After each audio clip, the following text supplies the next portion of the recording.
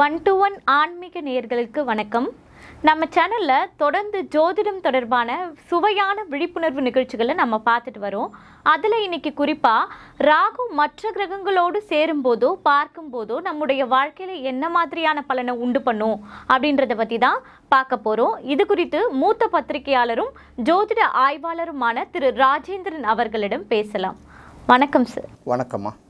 Sir, நீங்கள் already Rahu திசை எப்படி இருக்கும், ராகுனா பிரம்மாண்டம் அப்படின்னு சொல்லியிருக்கீங்க. அது மட்டும் இல்லை, ராகு 12 இடங்களில் நிற்கும்போது என்ன மாதிரியான பலன் தரும் அப்படின்னு சொல்லியிருக்கீங்க. இன்னைக்கு ராகு மற்ற கிரகங்களோடு சேரும்போது என்ன மாதிரியான தாக்கத்தையும் உண்டுபடுத்தும் அப்படின்றத பற்றி சொல்லுங்கள் சார். நல்லதுதாம்மா. அதாவது எப்படின்னா, ராகுவை பற்றி ஓரளவு சொல்லிட்டோம், அதனால் பெரிய அளவுக்கு இன்ட்ரோடக்ஷன் கொடுக்கணுங்கிற அவசியம் இல்லை. அதே மாதிரி ராகு எந்தெந்த இடங்களில் நின்னால் நல்லது, 3, 6, 10 பொதுவாகவே பாவக்கிரகங்கள் அப்படின்னு எடுத்துக்கிட்டாலே அது 3ஆம் இடம், 6ஆம் இடம், 10ஆம் இடம், 11ஆம் இடத்துல இருந்தால் நல்ல பலனை கொடுக்கும். அது உச்சமாக நீச்சமாங்கிறது அடுத்த கட்டத்தை நோக்கி போனால் கூட, நிச்சயமாக இருந்தாலும் கூட என்ன ஒன்றும் பெரிய மைனஸ் இருக்காது. கொஞ்சம் கொடுக்கறது குறைகளுக்கு தகுந்த மாதிரி கொஞ்சம் கமிஷனை குறைச்சிட்டு கொடுக்குங்கிற மாதிரி பலன் குறைவாக இருக்கும். ஆனால் முக்கியமாக பார்க்க வேண்டியது என்னென்னா, ஒரு கிரகங்களோட சேரும்போதும் இன்னொரு கிரகத்தோட பார்வை அதன் மீதும் படும்போதும் கண்டிப்பாக மாற்றம் வரும் இல்லையா? நிச்சயமா சார். இப்போ நல்ல கிரகங்களோடு சேரும்போது அது ஒரு பலனை கொடுக்கும், பாவ கிரகங்கள் எடுக்கும்போது அது ஒரு பலனை தரும் இல்லையா? அது மட்டும் இல்லை, இப்போ ஒரு சாதாரணமாக பாருங்களேன், இப்போ நீங்கள் என்ன நேரம் பார்த்தீங்கன்னா நார்மலாக இருக்கும். இது நீங்கள் ஒரு கலர் கிளாஸ் போட்டுட்டு ஒரு ஸ்பெக்ஸ் போட்டு என்ன பார்த்தீங்கன்னா என் கலர் எப்படி இருக்கும், கொஞ்சம் மாறும் இல்லையா? அது மாதிரி நிறம் மாறும். இப்போ இதை பார்த்தீங்கன்னா இது ஒரு உதாரணம் சொல்லுவாங்க. எப்படின்னா, ஒரே இடத்துல 4-5 கிரகங்கள் இருக்குல்ல, அந்த 5 கிரகங்கள் இருக்கும்போது அதில் எந்த கிரகம் பவர்ஃபுல்லாக இருக்குதுன்னு பார்க்கறதுக்கு சில ஐடியாக்கள் சொல்லுவாங்க. அது பழங்கால ஜோதிட நூல்களில் இருக்குது. இந்த ஆராய்ச்சியாளர்கள், தமிழ் ஆராய்ச்சியாளர்கள்லாம் குறிப்பிட்டிருக்காங்க. அது மாதிரி என்னாச்சுன்னு, இந்த ராகுவோட மற்ற கிரகங்கள் சேரும்போதோ அது அதோட பார்வை எப்படி மாறுபடுது அப்படின்னு பார்க்கலாம். இல்லை சூரியனோட ராகு சம்மந்தப்பட்டா, இல்லை ராகுவோட சூரியன் சம்மந்தப்பட்டா, எப்படி வேணாலும் எடுத்துக்கோங்க, அதோட தாக்கம் எப்படி இருக்கும் அப்படின்னு பார்க்கும்போது பார்த்திங்கன்னா, நம்ம ஏற்கனவே சூரியன் சந்திரனுக்கு கேது சேர்ந்தால் என்ன பலனோ அதே தான் இதுக்கும். அதே தான் இதுக்கும் அதே பலன் தான். இதை ரொம்ப பெருசாக எடுத்துக்க வேண்டிய அவசியம் கிடையாது. சூரியனுங்கிறது ஒளி கிரகம், இது அதுக்கு அப்படி எதிரான கிரகம் இல்லையா, அச்சு தானே அது. அப்போ போகும்போது பார்த்திங்கன்னா சூரியனோட வெளிச்சத்தை இது மறைச்சிடும் அப்படிங்கிறது தான். இதுவும் ஒரு வகையில் கிரகணமாக தான் இருக்கும். அப்போ சூரியன்னா நம்ம என்ன சொல்கிறோன்னா, உடல், உயிர், ஆன்மா அப்படின்னு சொல்லுவோம். விதி, மதி, கதி அப்படின்னு சொல்லும்போது, விதிங்கிறது லக்னம்னு சொல்லுவோம், மதிங்கிறது சந்திரன், சூரியனுங்கிறது ஆன்மா அப்படின்னு சொல்லுவோம். இந்த இடத்துல எப்படின்னா, சந்திரனுங்கிறத மனசாகவும் எடுத்துக்கலாம், ஒரு இடத்துல உடலாகவும் எடுத்துக்கலாம். சூரியனுங்கிறது ஆன்மா.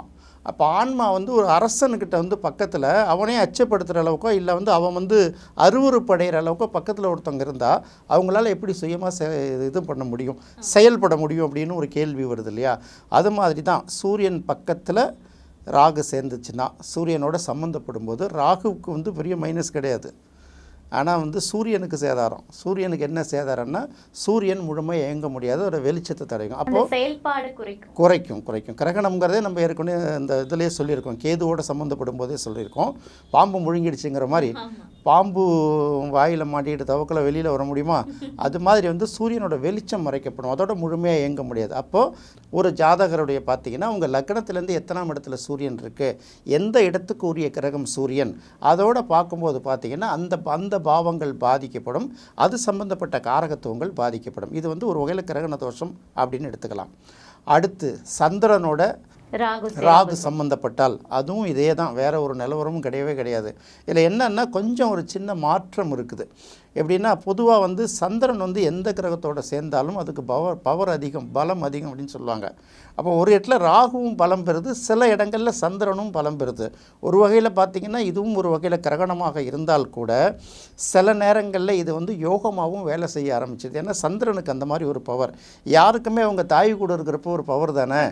அது நல்ல பிள்ளையாக இருந்தான்னா, மோசமாக உலகத்தை மிரட்டுற பிள்ளையாக இருந்தாலும், அம்மாங்கிறது எப்படின்னா கடைசி சரண்டர், அம்மா எதுவும் மன்னிப்பாங்கங்கிற குணங்கிற மாதிரி அந்த சந்திரன் ராகுவோடு சேரும்போது பார்த்திங்கன்னா ராகுக்கும் பலம் கூடுது. சந்திரனுக்கு சில சேதாரங்கள் இருந்தால் கூட சில வகையில் அது பலமாக வேலை செய்யுது. அதாவது சொல்லுவாங்க, அது நில ராசியில் சேர்ந்து இருந்ததுன்னா நிலம் சம்மந்தப்பட்ட விஷயங்களுக்கு அவங்களுக்கு நல்லதை கொடுத்துருது.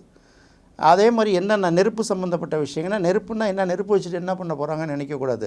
வெல்டிங் இருக்கு இல்லையா, வெட்டி ஒட்டுறது, கட் பண்ணுறது, இந்த மாதிரி நெருப்பு சம்மந்தப்பட்ட வேலைகள் இருக்கா, இது எல்லாமே பலன் தரக்கூடிய வேலை தானே. இதுவே ஒரு நீர் ராசியோட சம்மந்தப்படும் போது பார்த்திங்கன்னா, நீரை வச்சுட்டு என்ன பண்ணுறது, ஒன்லி வாட்டர் பிஸ்னஸ் இல்லை, கப்பல் நீரோடு சம்மந்தப்பட்டது தானே. லாஜிஸ்டிக்ஸ், இந்த அந்த மாதிரி கடல் சம்மந்தப்பட்ட விஷயங்கள், இந்த மாதிரி தொடர்புகள்லாம் உங்களுக்கு நல்ல மாதிரி ஒர்க் பண்ணுது. அது ஒரு வகையில் யோகமாக வேலை பார்க்குது. இருந்தாலும் சூரியனோட ராகு சேர்ந்தாலும் சந்திரனோட ராகு சேர்ந்தாலும் அந்த கிரகண தோஷத்துக்குரிய அந்த சில விஷயங்களில் பண்ணிக்கிறது அதை அடுத்தது யோகமாக வேலை பார்க்குறதுக்கு பலன் வந்து அதிகமாக இருக்குது. செவ்வாயோட ராகு சேரும்போது என்ன இருக்கும், நம்ம செவ்வாயோட கேது சேரும்போது என்ன பண்ணுவோம், அது கேது எதோட சேர்ந்தால் கூட அதோட வீரியத்தை குறைச்சிடும், அதோட வேகத்தை குறைச்சிடும், வேகமாக இயங்க முடியாது, ஸ்பீட் பிரேக்கருங்கிறோம். அப்போ ராகு அதோட சேரும்போது என்ன பண்ணும், இன்னும் கொஞ்சம் வேகத்தை தூண்டி விடும் இல்லையா. ஏற்கனவே வந்து செவ்வாய் ஒரு ஜாதகத்தில் வலிமையாக இருந்ததுன்னு அவங்கள கையாலே பிடிக்க முடியாது, எதுக்கு எடுத்தாலும் கோவப்படுவாங்க, சண்டைக்கு வருவாங்க. இப்போ அவங்களோட ராகு சேரும்போது என்ன பண்ணும், அப்போ இன்னும் அவங்களுக்கு வீரியம் அதிகமாக இருக்கும், கோபம் அதிகமாக வரும். அப்படி ஒரு இடத்துல எடுக்கலாம். செவ்வாயோட ராகு சேரும்போது நிலம் சம்மந்தப்பட்ட விஷயங்கள்லாம் பார்த்திங்கன்னா 4 ஏக்கர் வாங்கின இடத்துல 40 ஏக்கர் வாங்கினா தான் அவங்க கௌரவம், இப்படியெல்லாம் சில விஷயங்கள் அது கொடுக்குது. இப்போ ஏற்கனவே ஹீமோகுளோபின் அணுக்கள் சில இந்த வீரிய அணுக்களோட அந்த கவுண்ட்ஸோட இது குறைவாக இருக்கும்னு நம்ம பார்த்தோம் இல்லையா. ராகு சேரும்போது என்ன ஆகுனா அதுலேயும் வேரியேஷன் உண்டு. மேக்ஸிமம் பார்த்திங்கன்னா இந்த ஹீமோகுளோபின் அணுக்களோட எண்ணிக்கை அதிகமாகவும், கோபம் வந்தால் அதிக கோபம் வரும், வீரியம் வந்தாலும் அதிக வீரியம் வரும், எதையும் எதிர்த்து தைரியமாக போராடுறாங்க பார்த்தீங்களா. அந்த போராடும்போது அவங்களுக்கு இன்னும் உத்வேகம் அதிகரிக்கும். ஒருத்தங்களை வந்து மிரட்டிலாம் பண்ணி வைக்க முடியாது. அது செவ்வாயோட ராகும் சேர்ந்ததுன்னா என்ன சொல்லமா வேணும். அதாவது நீங்கள் முள்ளால் எடுத்திங்கன்னா அவங்களும் அதே ரூட்டுக்கு வருவாங்க. சில பேர் வந்து அஃபிஷியலாக எப்படி அப்போஸ் பண்ணுமோ அப்படி தான் பண்ணுவாங்க. சில பேர் என்ன பண்ணுவாங்களா, இப்போ வந்து ஒரு இடத்துல வந்து இப்போ ஒரு இந்த ரோட்டில் வந்து 50 கிலோமீட்டருக்கு மேலே வந்து ஒரு வாகனம் செல்லக்கூடாதுன்னு ஒரு போர்டு இருக்குதுன்னு வச்சுக்கோங்களேன். அந்த இடத்துல வந்து ஒருத்தன் வந்து 70 கிலோமீட்டர் வேகத்தில் போகிறான் ஒரு வாகனத்தில், அதை போய் போலீஸ் மடக்கணுன்னா அவங்க எத்தனை கிலோமீட்டர் வேகத்தில் போடணும், அவங்க அதையும் விட கூடுதல். அப்போ அவங்களே சட்டத்தை மீறுறாங்களான்னு இந்த இடத்துல கேட்க முடியாதுல்ல. அது மாதிரி செவ்வாய் ராகுங்கிறது அவங்க எந்த வேகத்தில் போனாங்கன்னா அதை விட தாண்டி போய் அதை மடக்குவாங்கல்ல. அது அடுத்தது புதன் ராகு சேர்க்கை தான். ஏற்கனவே புதன் கேது சேர்க்கும் போது மனப்பாடம் நிற்க மாட்டுது அப்படின்னு சொல்கிறோம்ல, இதுவும் அப்படி எடுக்கக்கூடாது. உங்கள் ராகு தானே அதுக்கு ஆப்போசிட் செய்யுமா அப்படின்னு சொல்லிட்டு. அதாவது எப்படின்னா புதனும் ராகுவும் சேரும்போது புதன் வந்து நுணுக்கம் இல்லையா, அது ரொம்ப மைன்யூட்டாக ஒர்க் பண்ணுறவங்களுக்கு புதனுக்கு ஒரு பவர் இருக்கும் இல்லையா. இந்த புதனும் ராகும் சம்மந்தப்படும் போது என்னென்னா அவங்க என்ன பண்ணாலும் உங்களால் கண்டுபிடிக்க முடியாத அளவுக்கு பண்ணிட்டு போயிடுவாங்க. இது ஒரு பிரச்சனைகள் இருக்குது. உடம்புல ஏதாவது ஒரு நோய் இருக்குதுன்னு சொல்லிட்டு நம்ம ஸ்கேன் எடுக்க போனோம்னா எல்லாம் எடுத்து பார்ப்பாங்க, எல்லாம் கிளியராக தான் இருக்கும். ஆனால் ஏதோ ஒரு பிரச்சனை இருக்குது, என்னன்னு தெரியல, எல்லா இடத்துலையும் ஸ்கேன் பண்ணி பார்த்துட்டோம் அப்படிங்கிறாங்கல்ல. அந்த மாதிரி கண்டுபிடிக்க முடியாத சில நோய்கள் வரும். இதை யார் கிளியர் பண்ணுவாங்கன்னு கேட்டிங்கன்னா, இதே புதன் ராகு கேது சேர்க்கை உள்ள டாக்டர்ஸ் இருக்காங்கல்ல, அவங்க சும்மா கையை பிடிச்சி பார்த்து சும்மா ஒரு 30 ரூபாய்க்கு டேப்லெட் எழுதுனாங்கன்னா சரியாக போயிடும். இது வந்து இந்த இடத்துல நம்ம இதை புரிஞ்சிக்க வேண்டியிருக்கு. அதாவது நுணுக்கத்தை யாராலையும் கண்டுபிடிக்க முடியாது, அதே நுணுக்கத்தை அவங்க கண்டுபிடிப்பாங்க. அப்போ அந்த காம்பினேஷன் உள்ளவங்களாம் அதை சரி பண்ணணும்ல. அப்போ புதன் ராகு சேர்க்கைங்கிறதுனால ஓஹோ இது வந்து புதனோட சேர்ந்துருச்சு, படிக்கிறவங்க நல்லா படிப்பாங்க அப்படிலாம் எடுக்கக்கூடாது. இந்த இடத்துல வந்து வேறு மாதிரியான பலனை கொடுக்குது. யாராலையும் கண்டுபிடிக்க முடியாத ஒரு நுணுக்கத்தை அவங்களால பண்ண முடியும். It may be positive or negative, எப்படி வேணாலும் இருக்கலாம். இப்போ புதன்கிறது எழுத்தை குறிக்கிறது இல்லையா, எழுத்தில் ஒரு திருத்தம் பண்ணி ஒரு மாற்றத்தை உருவாக்கிட முடியும் இல்லையா. எத்தனை பேர் நம்ம ரிஜிஸ்டர் ஆஃபீஸுக்கு திரும்ப அலைஞ்சிட்ருக்கோம், தப்பி தவறி ஒரு கையெழுத்தில் ஒரு எழுத்தை மாற்றி போட்டால் அக்செப்ட் பண்ணிக்கிறாங்களா. இந்த மாதிரி சில இடங்களில் இந்த நெருக்கடிகளை வந்து கிளியர் பண்ணி கொடுத்துரும், இல்லைன்னா நெருக்கடிகளை ஏற்படுத்தி கொடுத்துரும். நெருக்கடி ஏற்படுத்தும் போது அந்த அமைப்பு உள்ள ஆட்கள் அதை கிளியர் பண்ணி கொடுப்பாங்க. அப்படி எடுக்கணும். வழக்கறிஞர்களாக இருக்கிறவங்க கூட பார்த்திங்கன்னா வாதங்களை ரொம்ப அற்புதமாக எடுத்து வைப்பாங்க. அந்த துப்பு தொலைங்கிற வழக்குகள்லாம் இருக்குது பார்த்திங்கன்னா, யாராலையுமே கண்டுபிடிக்க முடியாத வழக்குகள் இருக்குல்ல, இவங்க அதை கண்டுபிடிச்சி கொடுத்துருவாங்க. ராகுவோட வியாழனுங்கிறது நம்ம சொல்லியிருக்கோம், அது வந்து ஒரு குழந்தையை குறிக்கக்கூடிய கிரகம், அது வந்து ஆசிரியரை குறிக்கக்கூடிய கிரகம், அது வந்து நீதியை வந்து சொல்லக்கூடிய கிரகம், கல்வியில் வந்து உச்சத்தை சொல்லக்கூடிய கிரகம், இப்படி எல்லாம் சொல்லியிருக்கோம். புரோகிதம், ஆன்மீகம், நிதி எல்லாத்தையும் குறிக்கக்கூடிய ஒரு கிரகம்ல. இதோட ராகு சேரும்போது என்ன ஆகுனா, குரு வந்து 100% தூய்மையான கிரகம்னு சொல்லுவாங்க. அப்போ அங்கே என்ன பண்ணுவாங்கன்னா, ஏன் சில நேரத்தில் கொஞ்சம் அட்ஜஸ்ட் பண்ணிக்கிட்டா என்ன கெட்டு போச்சுங்கிறாங்கல்ல, அந்த அளவுக்கு குருவுக்கு ஒரு ஐடியா கொடுத்துரும். இப்போது சாதாரணமாக வந்து ரூல்ஸ் அண்ட் ரெகுலேஷனை கரெக்டாக பண்ணிட்டு போகிறவர் தான் குரு. அந்த ரூல்ஸை சில இடத்துல வயலேட் பண்ண வச்சு சில சாதனைகள் பண்ண வைக்கிறாங்கல்ல. இப்போது ரூல்ஸ் இப்போ நம்ம ஏற்கனவே சொன்ன ரூல்ஸ் தான், 50 கிலோமீட்டருக்கு மேலே ஸ்பீடு போகக்கூடாதுன்னா கூட அவனை கண்ட்ரோல் பண்ணுறதுக்கு நான் 70 கிலோமீட்டரில் போய் ஆகணும்ல. அந்த மாதிரி வேலையை பண்ணி கொடுக்குறவர் இந்த ராகு சேரும்போது ஏன் இப்படி பண்ணால் என்ன அப்படின்னு சொல்லி ஐடியா கொடுக்குறாங்கல்ல. இதையும் ஒரு வகையில் குரு சண்டால யோகம் தான் சொல்லுவாங்க. அப்போ எப்படின்னா, குரு வந்து தன்னோட இயல்பை விட்டு நிலையை விட்டு வேறு நிலைக்கு மாறிக்குவார். அதாவது அவருக்கு பலனடைகிற வகையில் இல்லை அடுத்தவங்களுக்கு பலனடையக்கூடிய வகையிலே மாறிடுவாங்க அப்படி சொல்லுவாங்க. அதே போல் கடவுள் நம்பிக்கை அவங்களுக்கு பெரிய அளவுக்கு இருக்காது. ஏதோ எல்லோரும் சொல்கிறீங்க நான் கோயிலுக்கு வரேன் அப்படின்னு வருவாங்க. அப்படியே வந்தால் கூட என்ன இவ்வளோ தூரம் வந்து இங்கே வந்து கும்பிட்டா அவர் எப்படி கொடுப்பார், இப்படிலாம் ஒரு சந்தேகங்கள் வருதில்ல.